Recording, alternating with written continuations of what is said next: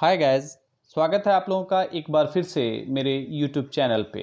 यहाँ पे आज हम लोग 12th क्लास के होम साइंस के एक चैप्टर को पढ़ेंगे जिसका नाम है धन व्यवस्थापन। ये चैप्टर आपके बोर्ड एग्ज़ाम के लिए काफ़ी ज़्यादा इम्पोर्टेंट होने वाला है, इसलिए आप लोग बिना स्किप किए हुए इस पूरे वीडियो को देखेंगे। इस चैप्टर में आप लोगों को ऑब्जेक्टिव के साथ साथ कुछ सब्जेक्टिव क्वेश्चन आंसर भी मिल जाएंगे। तो चलिए शुरू करते हैं आज का ये सेशन।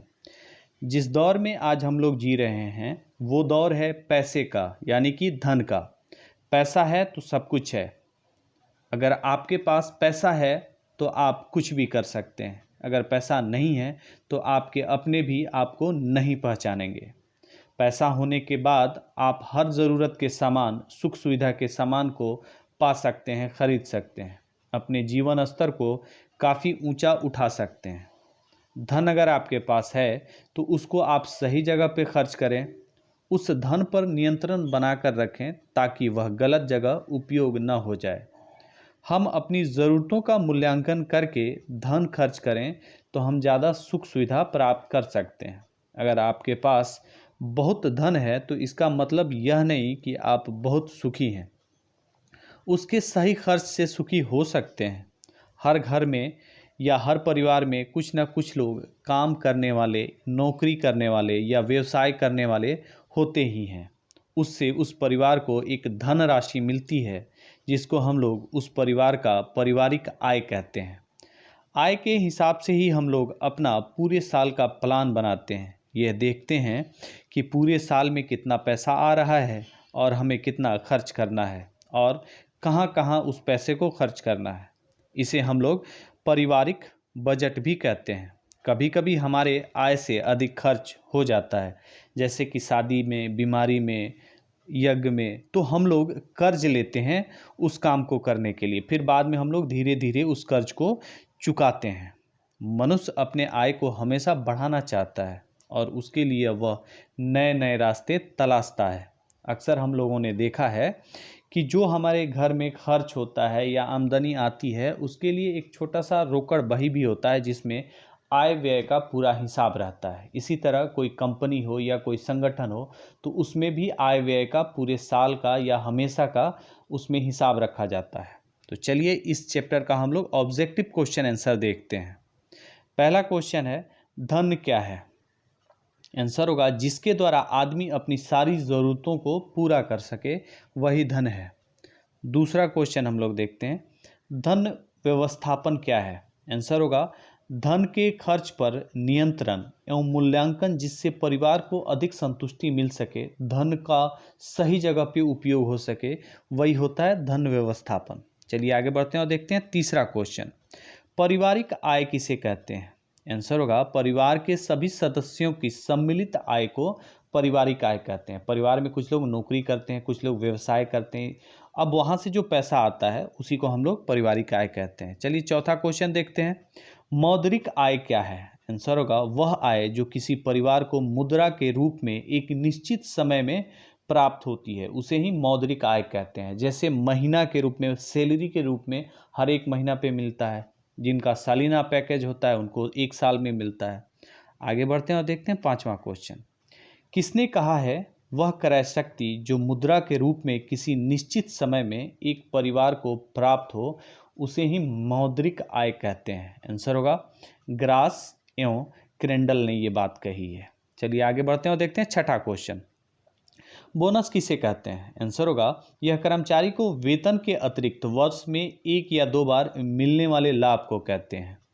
चलिए आगे बढ़ते हैं और देखते हैं सातवां क्वेश्चन, वास्तविक आय क्या है? आंसर होगा किसी विशेष अवधि में प्राप्त होने वाले सामान या सेवा को वास्तविक आय कहते हैं, जो मौद्रिक आय को व्यय करने से प्राप्त होता है। जैसे हम लोग कोई घर बना लें, कोई संपत्ति खरीद लें, ये सारी चीज़ें वास्तविक आय हैं। चलिए आगे बढ़ते हैं और देखते हैं आठवां क्वेश्चन, प्रत्यक्ष वास्तविक आय क्या है? आंसर होगा वैसी सुख सुविधा जिनके लिए हमें धन का खर्च नहीं करना पड़ता है। जैसे कि किसी कर्मचारी को रहने के लिए मुफ्त में मकान मिलता है, उसे आने जाने के लिए गाड़ी मिलता है। चलिए आगे बढ़ते हैं और देखते हैं नौवां क्वेश्चन, अप्रत्यक्ष आय किसे कहते हैं? आंसर होगा इसके अंतर्गत वह वस्तुएं या सेवाएं आती हैं जिनको मौद्रिक आय के माध्यम से प्राप्त किया जाता है, जैसे कि हम लोग कुछ खरीदते हैं। नेक्स्ट क्वेश्चन देखते हैं 10वां। मनोवैज्ञानिक या मानसिक या आत्मिक आय क्या है? आंसर होगा मौद्रिक एवं वास्तविक आय के व्यय से जो संतुष्टि होती है उसे आत्मिक या मनोवैज्ञानिक या मानसिक आय कहते हैं। जैसे कि हम लोग कार खरीद लेते हैं, हमें आने जाने में आसानी होती है, जैसे गर्मी हो रहा है, फैन है, एसी है, इससे हमें आसानी होती है, इसमें हमें अच्छा संतुष्टि मिलता है, यही होता है। 11वां क्वेश्चन देखते हैं, बजट किसे कहते हैं? आंसर होगा निश्चित समय अवधि के लिए आय के अनुसार व्यय को निर्धारित करने की प्रक्रिया को बजट कहते हैं। नेक्स्ट क्वेश्चन हम लोग देखते हैं 12वां। पारिवारिक बजट किसे कहते हैं? आंसर होगा किसी परिवार की एक निश्चित अवधि में होने वाले आय और व्यय के विस्तृत विवरण को पारिवारिक बजट कहा जाता है। नेक्स्ट क्वेश्चन देखते हैं 13वां। बजट के मुख्यतः कितने प्रकार होते हैं? आंसर होगा 5 प्रकार होते हैं।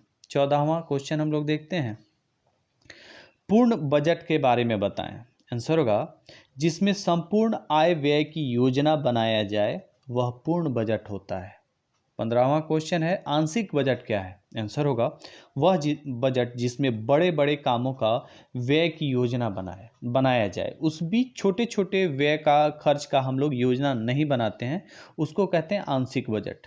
चलिए 16वां क्वेश्चन देखते हैं, संतुलित बजट किसे कहते हैं? आंसर होगा वह बजट जिसमें अनुमानित आय और प्रस्तावित व्यय लगभग बराबर हो, यानी जितना पैसा आपके पास आ रहा है आपने उतना ही पैसा खर्च करना है, उसको हम लोग संतुलित बजट कहते हैं।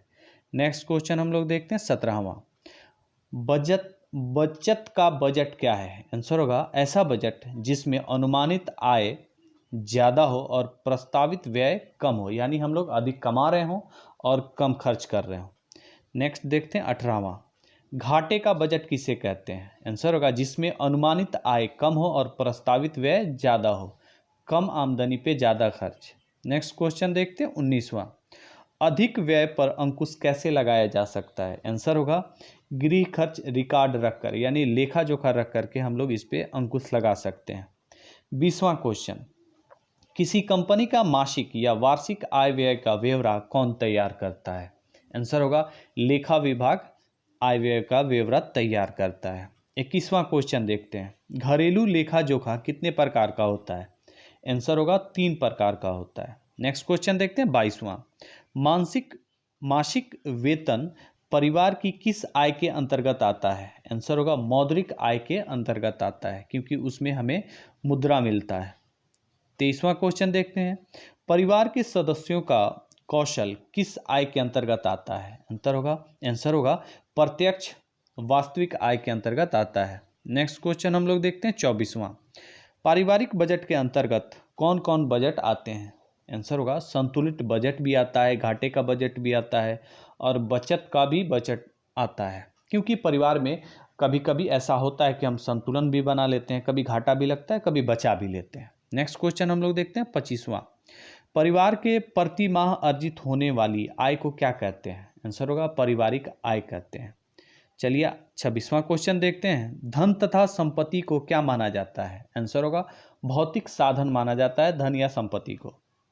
27वां क्वेश्चन जो आपके लिए आज के लिए लास्ट होगा, नौकरी पेशा वाले व्यक्तियों की आय कैसी आय होती है? आंसर होगा नियमित आय होती है। इसी क्वेश्चन के साथ आज का ये सेशन समाप्त होता है। जाने से पहले मैं आप लोगों से रिक्वेस्ट करूंगा कि अगर ये वीडियो आपके किसी काम का हो तो इसे एक लाइक ज़रूर दें, अपने दोस्तों में शेयर करें और अगर आप मेरे चैनल पे नए हों तो इसको सब्सक्राइब करें। Thank you.